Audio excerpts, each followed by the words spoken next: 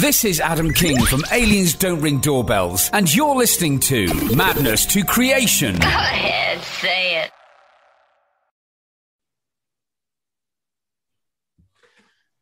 Welcome to the Madness to Creation podcast, where self-care and music merge. This is Maddie. How are you? And here I have with me is Mr. Jim Gwynn of the Chicago area band JIP. And Jim, how you doing? I'm doing great, man. It's finally getting a little warmer outside. The world's getting a little bit more normal. Yeah, absolutely. So what's it like out in Chicago? How is like the COVID situation and like everything like that going on? Like, especially with, it seems like Chicago has been the epicenter of a lot of the unrest too, and stuff like that. So how's that been going out there? You holding up okay? So I'm in the outer suburbs. I'm pretty much on top of O'Hare Airport, which most people know. So it's a little bit different out here than Chicago proper, but it's opening up, man. It's cool to see concerts starting to get announced, and people are getting out, and there's still restrictions. Things are still happening. My favorite band, Local H, is playing a very small venue thing right next to Metro, which is like it's like the heart of our city, and they're requiring a card to make sure you got your vaccination. So things are a little different. Things are still a little squirrely, but the world is opening up. Yeah, absolutely. So are you vaccinated, or are you like in the process of it, or? Yeah, I am. We were holding out because I've been working from home. My wife's been working from home. It was a strange situation, obviously, and fearful of what could happen. And I didn't want to get sick just because I was just sitting in my house anyway. But we took care of it. My wife, for my 40th birthday, bought us tickets to go to Bonaroo in Tennessee. Nice. So it's like, all right, if we're going to be in a mess of 100,000 people singing to Foo Fighters, we got to get vaccinated. It has to happen. Absolutely. Have you seen the Foo Fighters before? Yeah, I think this will be my 19th or 20th time seeing them. They always come through our market. That's been pretty much since my teenage years up until now. My kids even seen them, and my kid's only 3.5. Yeah. So what was your reaction when they got inducted to the Rock and Roll Hall of Fame this year? I think it's great. There is a wavering love of them. They hit me right in the point where you start making love, and you start remembering music, and it becomes important to you. So I love the Foo Fighters. I wish they had more radio time, and people were able to access them in a little different fashion, because their radio hits are good, but their B-sides are what makes lifelong fans. So between them and Nine Inch Nails, I think it's been a good couple years for the Rock. Yeah, definitely, man. And speaking of like Foo Fighters, don't you have Taylor Hawkins like on a video of yours on the JIP YouTube channel? No, not Taylor. I'd love to. He's good times. We've had a slew of people come through for this year. Essentially, we had reached out to a bunch of celebrities and such to say what they think we sound like, and then we either improv the song or put something together. So it's been a wild mess. And Taylor Hawkins, you're welcome to come and make fun of us, and we'll make a song out of it. Yeah, and I did a podcast with a Chicago Christian rock artist, Jody Essex, last night, and I almost felt like I bashed Dave Grohl without meaning to, in a way. So Dave Grohl, if you're listening, I apologize. And Taylor Hawkins, if you're listening, please be on the JIP YouTube channel. We'd be forever grateful for that. And I wasn't intended to bash them. Basically, what I said is, we were talking about a band called Ego Kill Talent, and I made the comment like, Ego Kill Talent sounds like if Foo Fighters got a master's in the Berklee School of Music, and I was just like, oh, why'd I say that? But anyways, so Dave Grohl, I will roll out the red carpet if you ever want to come on the show. So anyways, the celebrity I had confused was Justin Hawkins, and I do that all the time. So tell us just how you get like all these people, because I'm looking through the YouTube channel, and you have like Kristen Bell, aka my wife, Greg Proops, Justin Hawkins, and Penn Jillette, who I absolutely love. Penn Jillette's actually one of my dream interviews to be on here. So he's fantastic. Yeah. So we've been doing this for a long time, and our last record that came out in 2016 is called Last Call. It was supposed to be The End of the Road, and we had Farva from the Super Troopers make a video for us. Nice. We were reaching out to people that we love to kind of end that record out. And while I was making this one, it really got sparked by my bass player, Bruce. he's like, hey man, I wasn't part of that last go round. Let's do it again. So I wanted to make it wild. I wanted to make it different. And my drummer Mike said, hey, let's make 52 songs. And while piecing that together in the midst of a pandemic, that's when I started reaching out to anybody I loved over the years. We were supposed to be in Penn Jillette's movie 2 years ago, and we got cut last minute. It was a bummer, but we had a connection at least with him. So it's been a lot of like a mix of cameo and just people we've met and touch base with over the years, and said, hey, not only don't think about what we sounded like before, what do you think our new record's going to sound like? And based off that reaction is what we did. We either did an acoustic, just improv song of it, or we put something together. My favorite one that we did was called Action. We did it for Kevin Smith, and he says, action, you dumb fucks. And I wrote like essentially a song based off that. So it was a blast. It was a good time. Oh, that is so cool. So how did you establish these connections? Was it because of JIP being so well known in the Midwest and Chicago scene, or was it like just by happenstance through social media? How did you come up with all these connections? I'm a fan first when it comes to music and everything. So, I mean, this is this mess behind me. So I've always, I'm a 90s kid. The mid 90s alternative rock scene was big time. Q101, 101 WKQX in Chicago was always so important to me. Going to those shows, that's all I did. Ever since I turned 15, it was girls and music. And I've stayed in touch with a lot of bands over the years, ones that aren't, as popular as they used to be, or, just there's a wave and how fame goes along. And for example, for this record, I used Royce and Langdon of Spacehog as like a mentor in preparing for this record. So we talk once a week for an hour or two, and he's actually going to be on our upcoming record, like the actual full band record, because these songs that we released with the celebrities and just the one-offs were meant to be like a build-up, like, hey, we're still around, we're not dead yet, we're building it up, and then here will be the splash when the record comes out. So our last session is actually tomorrow. We're tracking for the last day tomorrow in studio, and then off to mixing and sending it to LA to get mastered. So almost there. Yeah. How different was recording all this music when COVID hit, like we're all quarantined and stuff like that? What adjustments did you guys have to make as a band? Tomorrow will be the first time that all 4 members of JIP will be in the same room together. It's bizarre. And, thankfully, we're all, grown men with jobs and other things going on. So I think it probably would have been very similar this way in this current stage of our life. We're waiting for something magical to happen. We've got a set of, 14 really great songs, and who knows what's going to happen, but I know I'm a 40-year-old Italian bald guy. So who knows what's bound to happen. So I wanted to make this, there's a lyric that says, I want to celebrate with you in the upcoming record. And I wanted this to be something where we could look back on and go, damn, we did the best we could.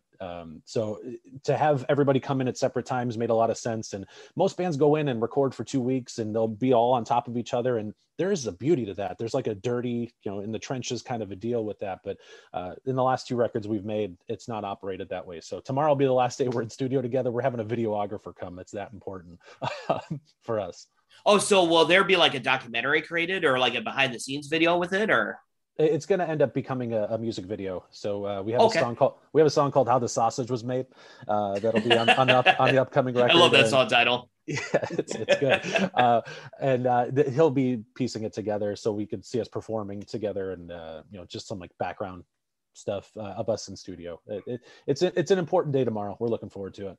Yeah, what you should have with How the Sausage Is Made is just have like one big like sausage fest type of concert, like where like only men are allowed in it. Just there's a festival somewhere in Wisconsin or in the Midwest with just soul sausage business. Yeah, I think there actually was some type of festival devoted to just sausage somewhere in Iowa, but I can't think of what it's called. It's like some there's like a small Polish town that's all it is just sausage, and all that. So what are your favorite kinds of sausage, by the way? Man, I'm a breakfast guy. I like breakfast breakfast sausage and patty or link form. It's good either way. But Hot Doug's is a guy. He's like the sausage king of Chicago here. Proclaimed that he has a place still in Wrigley Field, and he was supposed to be the initial lyric video for it. I still might do that, where he's in the background and the lyrics of the song go over it. So he makes a spicy nacho cheddar bratwurst, which is fantastic. And oh man, it's only available here in the city, but it's really good. Yeah, something about Chicago dogs and that type of food makes me want to visit Chicago, and the deep dish pizza, of course, and all that stuff. So, like, are you guys planning like any touring or anything like that? Like gonna get like your boys in Local H to perform, or get Spacehog out there with you since Royce did a song with you? Yeah, I'd love to. At this point, it's going to be all about the magic. What kind of sparks happen after we release the record? I'd like to find a distribution deal somewhere. We haven't really worked too much on that side. We're all in production mode still. So, for sure. Once that happens, that's not off the table for sure. But we'll probably play some local shows, do a record release show, and that'll probably be next year sometime. Initially, we were planning on doing this all in the summer, but things take time and. We're in the process, so that is all on the horizon if the sparks fly accordingly. Definitely. And you mentioned earlier in this episode, so to speak, that in 2016 you guys were considering calling it quits or went on a hiatus or something like that. Take us into that moment where like the ball started to roll again, so to speak, and what did you miss most about the time of jamming with the boys and all that? What did you miss the most about it? So I've been writing songs. If you ask my mom, who is since gone, if you asked her, she said I've been writing songs since I was 6 years old, and that didn't stop. We had a kid right after in 2017, and I started writing more, and I found purpose in him. I wanted to show him what Dad did, so that there was a whole process with that, and then also just the youth of our rhythm section, Mike and Bruce. They really It takes a lot. It takes a lot out of a singer-songwriter to put out something and it to fall flat or to not go as expected. So Last Call was this big buildup, and we had friends on there as well, Stubby from Lucky Boys Confusion, and we spent a lot of time making that record, and we got to do some great things with it. We got our last full band show was playing with Local H, and I was like, it's not going to get any better than this. Like, this is the coolest thing. And again, I know from a perspective of looking at me what I am and who I am. So I just didn't know that we would continue on. And again, it has to do with the spark of Bruce, our bass player, and Mike, our drummer, just getting me to a point where like, hey, we should give it another round, give it another go. And then, I wanted to show my kid what Dad does. And we have a song called Money and Candy that's upcoming. And he is on there for a small blip. You can hear him as a little kid saying, I want money and I want candy. And it's the coolest thing, man. Music will always be part of my life. It'll always be something I do because it's just always been what I do. And it's who I am. But I didn't know we'd be giving it this much of a go. I mean, you could fund the college tuition with how much effort and finances it takes to get it done right. Oh, definitely. And so you played a show with Local H. Is Local H not one of the most underrated bands like in the history of rock music?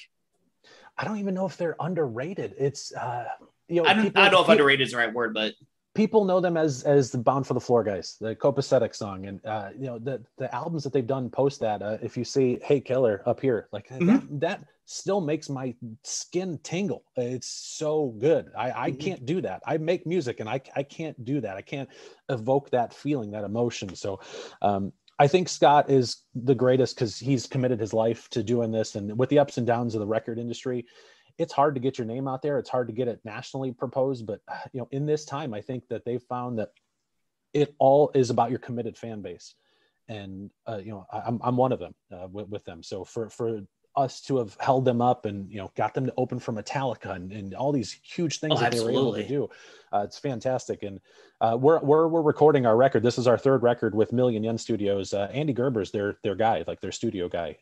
That's where they record out of. We literally fight each other for studio time. So they've been an important piece of my life, and I know that there's 1,000 other people that would say the same thing. So it'd be great to see them pop again. It'd be great to see something magical happen for them because they deserve it, man. Like, they're so good. Yeah, absolutely. And just kind of a quick story about Local H. Like, I have a couple favorite memories. Like, one was I was photographing their show, not their show, but they were opening for Everclear back in 2018. And Scott Lucas just happened to look in the camera, and he gave me the weirdest look I've ever seen in my life. And then he had that kind of sly smile that he has, you know, yep. And he was on he was on a podcast that we partner with called the Don's Hit List, and the guy was absolutely drunk and out of his mind. He just kept saying, "I love you guys," like over and over again on the podcast. So, so what would you say, like, your top 5 in your 20-year career, your top 5 favorite memories are, like, with JIP? Like, well, the first one first, as of recently, having my kid on a song is amazing. Oh yeah. It's the coolest thing. Also, okay, so we're a mixed batch. I just turned 40, like literally 3 days ago. Happy belated birthday! Thank you, I appreciate it. So our rhythm section is in their early 30s, and my buddy Spencer and I have been doing this forever. JIP is celebrating 20 years this year, but we had a band that was like Tenacious D before Tenacious D was out before it. So having Spencer come back in and just getting all the willies, like getting all the feels, we understand each other. You know, people used to call us like Lennon and McCartney, and who knows who's who, but it was amazing to be at this point right now and be able to do this with my friends. So those first are the first 2 greatest moments of doing this. But being able to play the Metro, which is my favorite venue. I was a 15-year-old kid going to see Stabbing Westward and, body surfing and all that stuff. And to be able to play that stage was amazing. Opening up for Local H was great. And we just did an interview with Jerry Bryan of JBTV, which is famous, and it's a local thing here in Chicago. But to be on the other side of the screen with that guy was pretty cool. But the fact that we're still here and still doing it is baffling. It's bizarre. And I'm very excited for it, because you don't just get to make a record the way we do it, where you're in the studio for 2 weeks and you get it going. It's a year-long process at the least. And we're about a year and a half in, and I'm so excited. If I was to pass tomorrow, it's something that I can say, hey, this was me. You might not think it's anything, but I did my damnedest to present and show who I was in this process. Yeah, absolutely. And that is just so important, like, for our mental health. Is just like, I always say, it's not the years in your life, it's a life in your years, and it's important to live to the fullest and everything like that. So naturally, you brought up your son and your music and everything like that. So what are some things that keep you seem like a very positive person. What are some things that keep yourself on the positive spectrum, and how grounded does, like, your son make you and your wife? I feel a responsibility when it comes to those 2 people, for sure.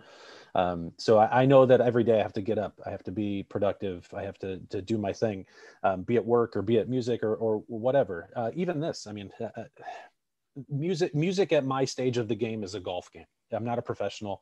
I might look like it if you look at the list of things that have happened, but I'm not. I'm a guy whose job first, dad and husband, first, and then music is my golf game, or however you want to look at it. So I've always approached life with responsibility, and I know that whatever effort I put out, it could create opportunity to do stuff, and that could be traveling for most people, or it could be any of those things. So to get up and be productive is really just all inclusive of my stupidity. I've called myself some sort of like a relief pitcher in baseball. Like whatever happens today, whether it be good or bad, you got to wipe it, and you got to wake up the next day and do whatever you can to be productive or do something good, or even if it's a shit day, wipe it, move on to the next thing. So again, I account that for stupidity in how I process life, but it keeps me bright. It keeps me excited. There's always something going on. And if you process life that way, you're going to fall sometimes, but the good times are going to be great. And if you keep that even line, it makes life easy to consume. I mean, we're lucky. We're both youthful, and we have our time now, and embracing the moment has been a serious thing for me for a long time. And I've been that way since I was a teenager. anybody I was with, I wanted to have a good time with them, not just getting drunk or fucking around or whatever. And sorry if I can't swear. No, you're fine. You're good. Okay, good. But I wanted that person to understand that I cared for them. And I feel that way about my family. I feel that way about my friends. And, if I'm the best version of me, if I'm able to process through life, it helps everybody around you. It's all spinning wheel. Yeah, I'm just taking a second to kind of digest that. Like, it's all about being the best version of ourselves. And so, like, what do you feel like as a musician or as an individual that you are? Obviously, you're a very positive person. What's the next goal that you have that you want to work on or to continue to be the best version of yourself? I want to transition into being a father. I've been a hands-on dad since my boy has been born, and it was important to me to take paternity leave, which ended up being the issue that made me move on from the job that I had for 10 years.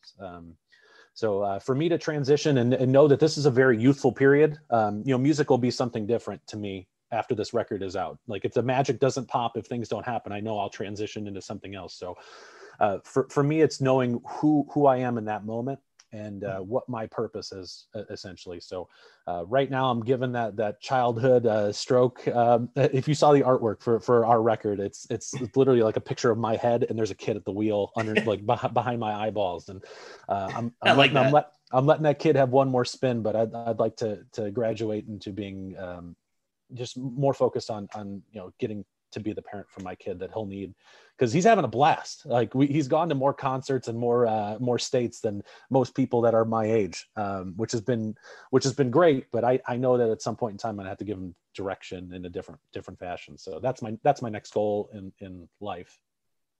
Yeah, that is so cool. And for some reason your screen froze. Oh, there we go. We got it back now. And so, like, he's been to more concerts. What was the first concert you took him to? And what is your top 5 most favorite concerts? Oh, man. So the first concert he went to was Garbage and Blondie, which was... No way. Yeah, it's fantastic. I've always been a fan of female musicians first for the most part. Like Tracy Bonham from mid-90s, like, she was such an important piece, and for her to be a friend now is baffling. It's amazing. It's super cool. So he's seen Local H. He'll be seeing Green Day and 311 and like all the mainstays of the mid-90s alt rock scene over the summer. But from my angle, I mean, geez, there's, for some reason, that Foo Fighters Skin and Bones show. We spent New Year's Eve with Local H for 10 years at Double Door in Chicago, and that room smelling like piss and having a good time and just being out of your mind hammered for those times were pretty fantastic. We've been lucky enough to see Paul McCartney and Tom Petty and all those heroes go through and run through. But again, I've only all the money that I've made since working the day I turned 15 has gone towards music and girls. So there's been a lot of memories. I've seen Local H almost 80 times. I've seen them 77 times. So it's been very important to me, that band and this scene. And there's 100 different shows I'm sure I could give you, but those are probably the ones that come first to mind right now. I bet you have a list of shows that you want to see besides Bonaroo once this pandemic lifts. So, like, is there like a top 5 list you have of like bands, artists you want to see at Bonaroo? I'm going there to go see Incubus and Foo Fighters. I don't do drugs. So going to Bonaroo, this will be our 4th time to Bonaroo. Bonaroo is an experience. So it's more about just traveling around and seeing what's happening and kind of rubbing off the vibes of the other people who are on drugs. So there are things I want to see. I'm excited for this summer. Devo's doing another round through. Mark Mothersbaugh is my best friend's favorite artist, and we've shared that joy. Again, Devo is pure fucking joy. It's about, every song's about masturbation and having a good time. So Devo is yeah, I mean, like the Whip It. Yeah. I never put that connection together. I thought Whip It was like, maybe it's just I'm a literal person. Like, you must whip it, like get in. Okay, I get it now. But it does make sense. But I'm appealed into those type of bands like Andrew WK and those type of things. The Darkness, like you mentioned earlier, Justin Hawkins, like those guys are just singing about crazy shit and having a good time, and it sounds good. It's part of the reason that I filtered down a lot of the songs that I wrote for this next upcoming record to be more fun. Why not end it on a high, happy note? So there's always going to be shows to see. I wish we would have gotten to see Prince. I wish we would have gotten to see Bowie and those mainstays, the people that have been in my life since I was born. But yeah, people ask me like what my biggest regret in life is, and I had tickets to see Prince. I sold them because I had to work. I'm like, I gave up Prince to have a crappy night at Walmart because I was working at Walmart at the time. You don't know which Prince you would have gotten. So if that makes you feel any better, fair enough. There was the Prince that never played the hits, and then there was the one who just gave you the greatest hits show. So you don't know which one you would have got. And that's the beauty of Prince. So based upon the email that you sent me, I'm gonna just do like a word association, so to speak, and just gonna list off a few celebrities, and you just tell me like memories or just whatever comes to mind with them. Okay. Okay, let's do Greg Proops. I had to be careful with that last name. Greg Proops is whose line is it anyway to me. I for some reason associate them with him with Kids in the Hall, which I don't know if they've ever even worked together, but Dave Foley and Greg Proops are like very similar mainstays in my head. But they're happy, they're bright, and they're very quick. And again, with that Tenacious D type band that we did before JIP even started in 2001, like it was all about that. My guitar player Spencer would just start playing guitar, and I would start shouting out obscenities and weird stuff. And that ability to improv is great. It's fun, and to not find yourself in a tunnel of trouble is tough too, because your brain scrambles words and says things you're not supposed to say. If we did that now, I'd been canceled off the earth. Yeah, it kind of makes me wonder, like, if bands like Tenacious D and The Darkness and the bands and JIP, I would say, like, do you guys feel like you have to be more careful with like cancel culture, like, and stuff like that, or like? So I wrote a song for this upcoming record. It's probably my favorite thing we've done. It's called "Smile, Enjoy Yourself," but the chorus is "Smile, enjoy yourself, and don't be a dick," as like a life lesson, like. Go enjoy your life, essentially, is what the purpose of the song is. So in the process of writing it, I almost changed the dick word to something else. I was like, fuck that, man. Like, who cares? If I get fired from my job because I said dick, that's wrong. It's just not a place I want to be functioning and working. So while there's this like constraint, you could feel like the walls getting in tighter on what people are allowing you to say and how they're allowing you to be. Comedians right now are our new rock stars. And if you look at somebody like Bill Burr, he'll say whatever the fuck he wants to say. And then he'll say, oh, well, I don't care how you feel about it. This is how I feel. This is who I am. If you want to buy a ticket, buy a ticket. If you don't. So seeing somebody like Tenacious D, we met with Tenacious D. That's how they're part of one of the videos we did earlier this year. And my kid was there. And in the intro part of it, there's flying penis dragons and stuff like that. Like, they're having a good time still. They're being authentic to themselves because it's for the fan base. And once you find what people like and what you do and that matches, keep doing it. Absolutely. As long as you're not hurting anybody. I have to say that. Oh, correct. Yeah, as long as you're not hurting anybody. So like that's for those media folk who like to what do you call it? Paraphrase and stuff like that without listening to the whole story. So yeah. I mean, people do it for sensationalism and stuff nowadays. And that was actually the next celebrity I was going to bring up is Jack Black. I mean, first of all, how cool is that guy? And what's your connection with him? There's no real connection. It was all about based on internet outreach and those type of things. So Jack Black is pure energy and then also just kindness. He while you're singing about dicks and dragons and whatever, you could still be a nice guy. Like it's part of the reason why I don't listen to a lot of metal music. Again, my best friend Eric listens to a lot of metal music. That's part of his deal. But Tenacious D has that vibe, but it's a different thing. It's just it doesn't.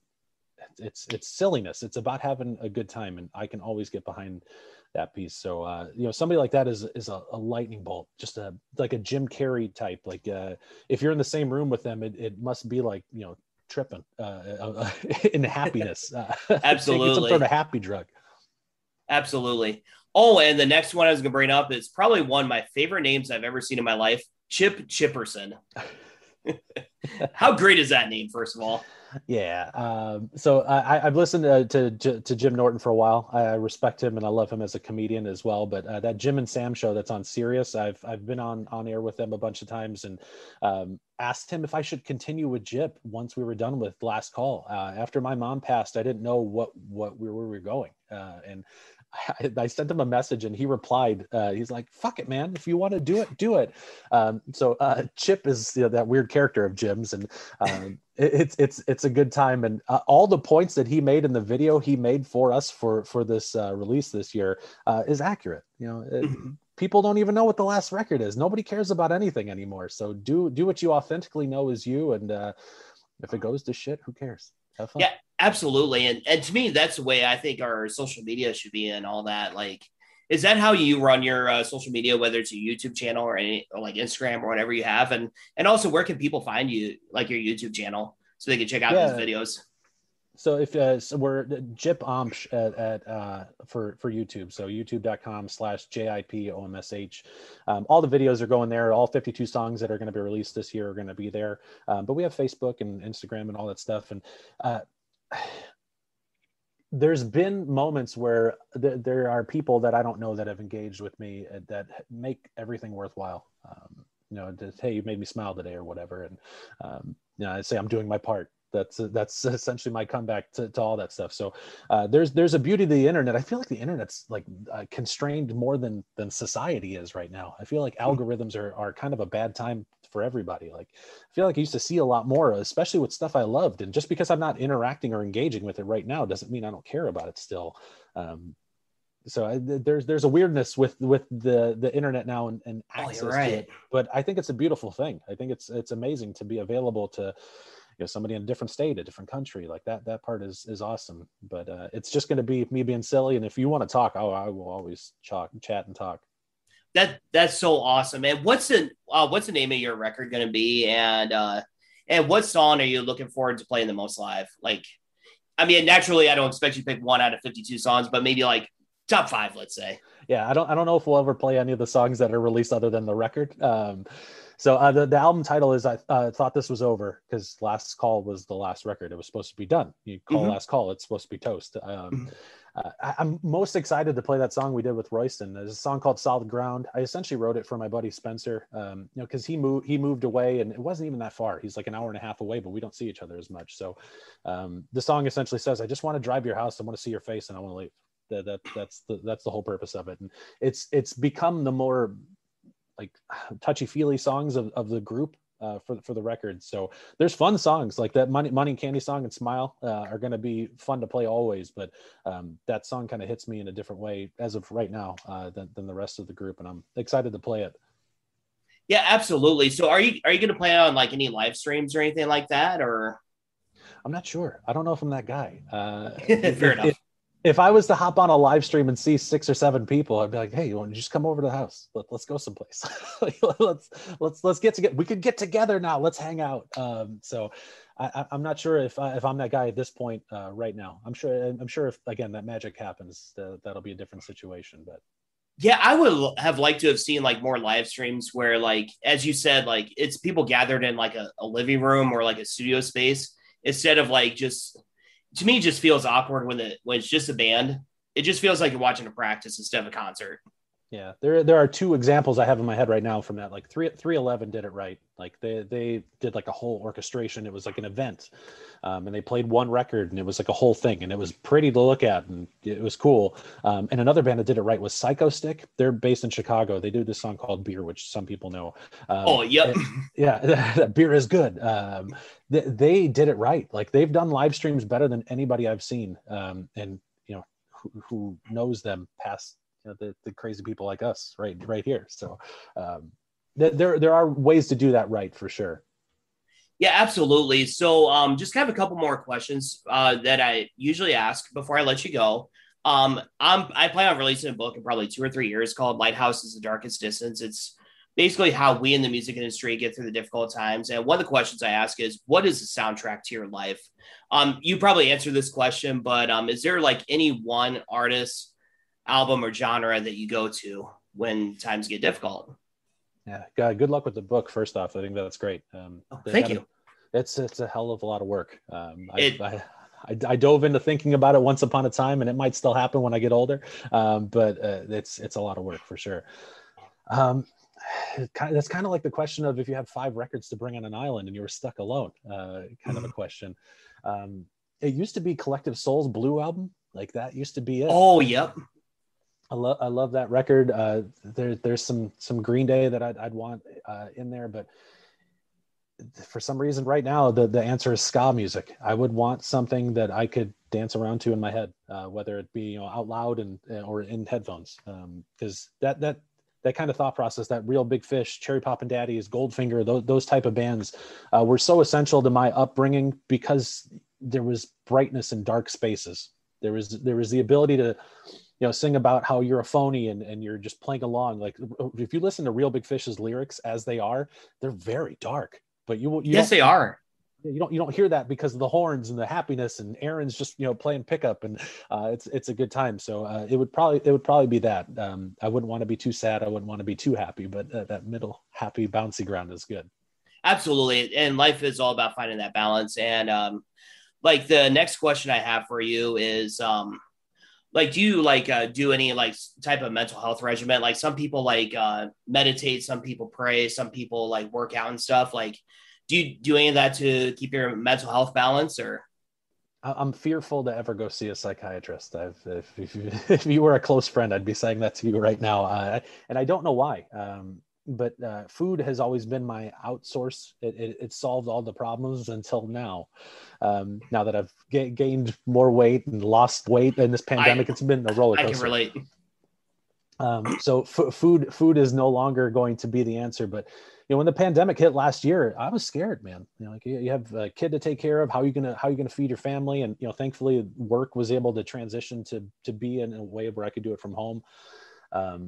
But the writing piece was so important for last year to mentally stay true to me, and then also stay productive and positive and happy and have something to look forward to. I'm at some point in time going to take a picture, but I have a stack like this big of lyric sheets that I wrote for last year, and 52 songs is too much music. It's stupid. Like it doesn't make any sense to release that much because I don't care about me enough to listen to all of it. My family was just here for my birthday a couple days ago, and name me 2 songs you listen to, and they couldn't answer any of them because it's too much. But right. That is food and music were essentially always the things that kind of got me through and to ride the wave of stuff. So past that, I'm not really sure, because music was therapy in its own way. It let me express what I was feeling. It let me document the time, and hopefully your book does that for you too, because that'll allow you to express yourself in your own way and kind of document. So at some point in time, maybe I'll let a psychiatrist poke around in there, but I'm scared. I don't want to see what's going on under the hood. I hear you, and it's kind of one of those things. Like I interviewed Meta from the Deads, and naturally that's not a real name, but that's her stage name, and we talked about how people pressure you to take care of your mental health.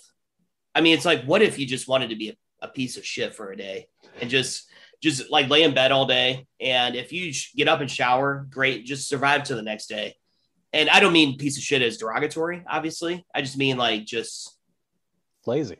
Yeah, just be lazy, and I mean, what if we just did that to help with our mental health and, stuff like that. I look at somebody like Robin Williams, like that hit hard when he was gone, and the same thing with Chris Cornell. Like those hit really hard because you look at that person as the viewpoint of who we talked about, Jack Black, like energy, positivity, all those things. And I've always wanted to show myself as a version of that, like my own version of that. But when the highs and lows start combating, you need to ask for help at some point in time.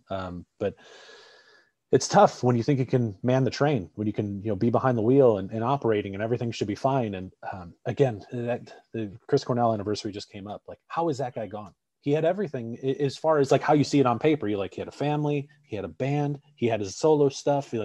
He was like a god in his own way. But who knows what's going on behind the hood. So It's good to have people tinker with that and, to talk things out. Cause I mean, when I lost my mom, I was as strong could be. And and I went into Andy Gerber's studio where Local H records and everything. And I had a whole record ready. I played it all on acoustic guitar. And then I played the last song with an electric, and I bought a mimic of my normal Les Paul, and I broke the fucking thing. I smashed it. I was like, I'm Pete Townsend in this stuff. I'm taking care of business. This is going to be the end. It's going to be something that I could picture back on and be like, okay, that was for sure the end. And the reason I bring this up is because I didn't cry about it until 2 years afterwards. It was we were watching the I can't remember the name of the movie. Who's the guy who's going to be on the Eternals? That was also in Silicon Valley. That guy, the Big Sick. He had the movie called The Big Sick. And I was like crying uncontrollably on the couch. Should I have talked to somebody about it? Sure. But I feel like I'm still manning the ship pretty well. So if you're able to stay in control, I think that's the most important piece. But who knows what control is? Sometimes that's being a piece of shit. Sometimes it's going out and having a drink. Sometimes it's, I don't know, just hanging out, getting a hug. Yeah, absolutely. And for us, it's so important for us to be present. It's so important for us to be purposeful and mindful with our words and everything like that. And good on you for expressing those emotions 2 years later. And to me, there is nothing wrong with, obviously what us men go through is that we're not supposed to cry. We're not supposed to show any emotions and stuff like that. And I feel like we need to unlearn that in our society, where it's okay for us men to show emotions, to show our feelings and all that, I mean, men's mental health to me is not talked about enough either, let alone the topic itself. And, I mean, with my story, like my dad is battling cancer, and I really am training myself, somebody who has anxiety, somebody who has depression, that I have to live for each day. Yeah. Each day is a blessing. Each day is so important and cherished, and my dad is in the hospital right now, and, but I'm teaching myself that he's under the best care that he can be. He's better off being there than at home, where can get worse, and it's just kind of one of those things where we just need to all find that balance. And it's like, it's one of those things where I get tired of how people treat one another, Yeah. I mean, we're in such a combative climate right now. I listen to a lot of podcasts of comedians. So like Theo Vonn comes to mind right now. I love Theo. If you don't know who he is. Didn't he have a bit about Denny's? Or he has a kind of a Southern accent, and he was talking about like how like he sticks to the booth and stuff like that. And the waitress has whiskers.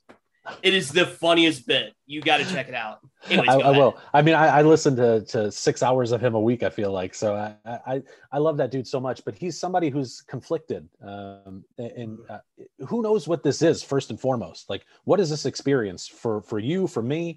What are we doing? Why are we talking to each other? Like, who knows what the hell this is? So the only thing I've ever held tight to, and I'm not a religious type, that's not been part of my DNA, but I love the people that are around me, and I want to show them that I care about them. So again, who knows what this is? And if you're able to at least grasp onto the knowns, you can experience each day in a good way, hopefully.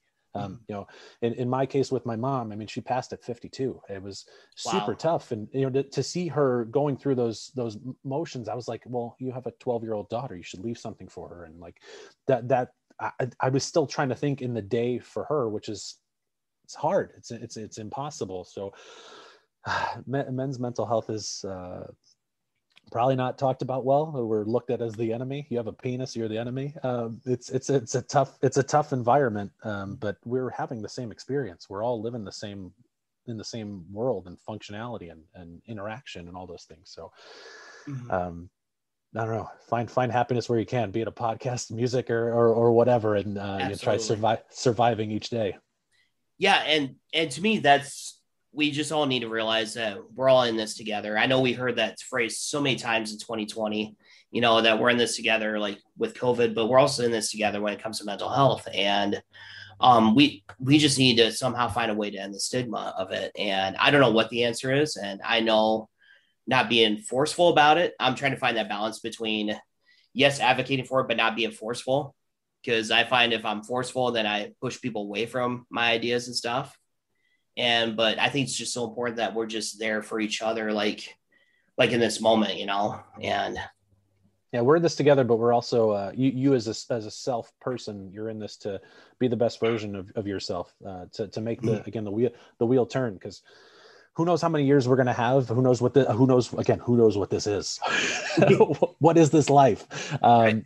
So if you're able to be whatever the best version of yourself is at this moment right now, be at this podcast, or being able to talk to each other. You're a stranger. I met you today, and this has been a great talk, and it's because I feel your presence, and hopefully you can feel mine too. Like I'm here with you to be part of this and experience it on a Wednesday in the middle of June. Yeah, absolutely, and I definitely feel your presence too, man. All that, so. It's just been a very enjoyable conversation. And it's just kind of one more question I have for you is, it was a question I just thought about in my book. It's part of my ADHD. I swear I have it. I swear I do too, but it's a superpower. It kind of is actually. Okay, I have it. There we go. I got it. Have you ever had fans come up to you and be like, hey, that song changed my life or resonate with me? I know your lyrics are primarily tongue-in-cheek, but have you ever had that effect where like, hey, your music helped me forget about my problems for a day or for a couple hours? Have you ever had fans come up to you and say that? I wish we had a bigger outreach. I wish this was a bigger thing, because I mean, essentially, songwriting is self-serving. At least for me. Again, it's been therapy. So when somebody connects with that, it's pretty great. Right now, the thing that comes to mind is my kid. I mean, he will sing songs to me, and I know that he thinks it's funny, or he's being an entertainer in himself. He gets more of my attention when he's doing something that I like. So for him to sing songs back to me is great. But Spencer, our lead guitarist, his wife, reached out and was like, that song's been stuck in my head all day. You're doing something good. And I've gotten those messages over time, and my wife expresses it to me. She supports me in moving on and doing those things, doing this as an outlet. So those moments mean a lot, but it's hard to. I function my life on a plateau. I want it everything to be baseline. Sure. So that way, when those moments of the real lows or the real highs hit, it's just something you can smirk at or smile at. Mm-hmm. So I'm not very good at taking compliments. I'm not very good at I'm the same way. Things. So my hope is that you listen to JIP and you hear us for what it's for. It's meant to be enjoyable to listen to. It's meant to be easy on your ears, but there's always like a punch in every song that I've ever written that is meant to be something important. And I don't know how many people ever realize that, because I'm not the only person who writes songs like that. And I know Scott from Local H is one of those. And, Dan Wilson is Semisonic, and those type of bands, like there's shit hidden inside there that's supposed to hit you in a different way. And that's why those songs last. So, I have heard those things. I don't deal well with accepting them most of the time. I hear the negatives more than I hear the positives, because I'm a human. Yeah, and we tend to dwell on the negative, don't we? And sometimes it's in our nature to brush off the positive and to kind of dwell on the negative. Would you say that? Yeah, it's Conan O'Brien said it best: is you got to fake it till you make it. You just put on the face and then see who you're not who you're fooling, but do the best you can in your moment. But that negative seems to hit harder because you're always looking at you. Like, I'm sure Matty Douglas looks at himself in the mirror and goes, "Oh, I could be doing this better." Where I'm looking at you, right, and you've been a super positive dude. You're making a book. Like, this is my read on you. But well, I appreciate that. I really do. You got too much time in your own head, and you know what's dirty, and you know what laundry needs to be cleaned. So. Yeah. It's hard to not look at that and take it a little bit deeper when it hits, because you're right. I think I'm a fine dude, but you are a good dude. No two ways around it. I appreciate that. There's always going to be something to work on, and those are things you're going to focus on. So when somebody hits you in that spot, you're going to take it, which is why those like roast battles and things that comics do is unbelievable to watch. I don't know if you watched that like 2 years ago, before we lost Ralphie May.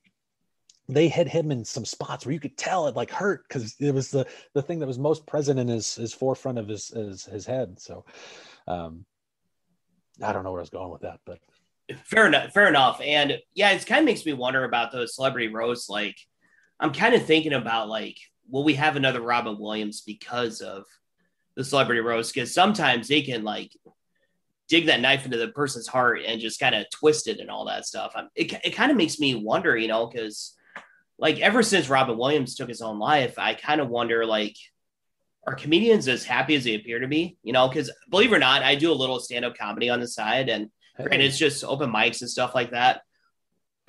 But now in some of my friend base, I have people come up to me, hey, you got a joke for us? You got a joke? You got a joke? Hey, come on, do something funny. It's just like, can I just have a conversation with you? Yeah. Can I just be me?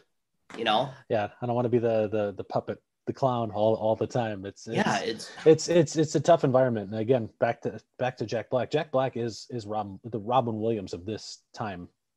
He might be looked at as an old man, but everybody knows him. Everybody underneath so you expect him to be a certain person at all times, and maybe that's where weed helps.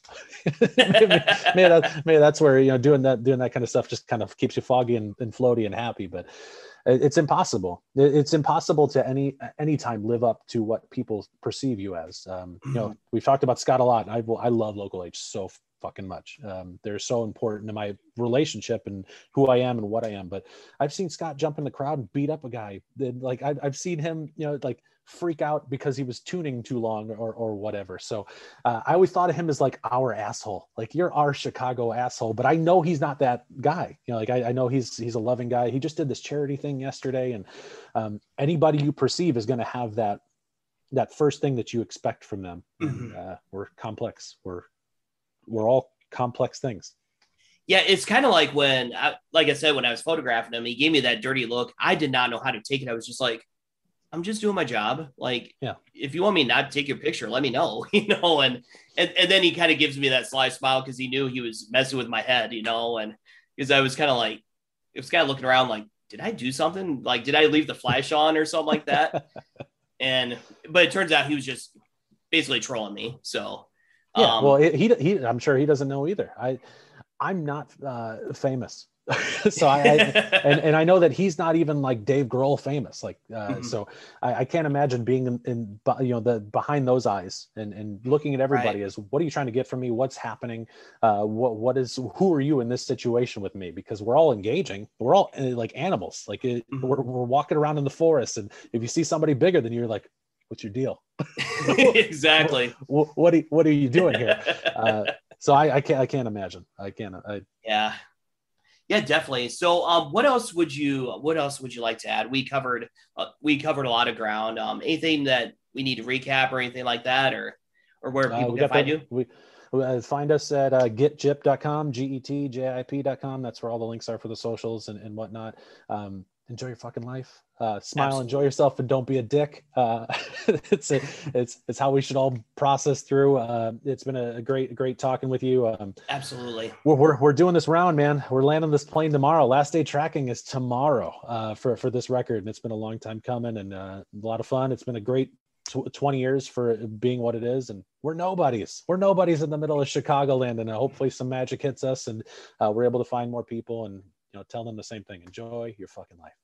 Yeah, that sounds really good. And that's our mantra for today, is just enjoy your fucking life. So Jim from JIP, it was just a pleasure and honor to talk to you for Madness Creation. And if you and you can find this Madness Creation podcast on Spotify, SoundCloud, Spreaker, YouTube, iHeartRadio, Geo7, Google Podcasts, Podchaser, Podcast Addict.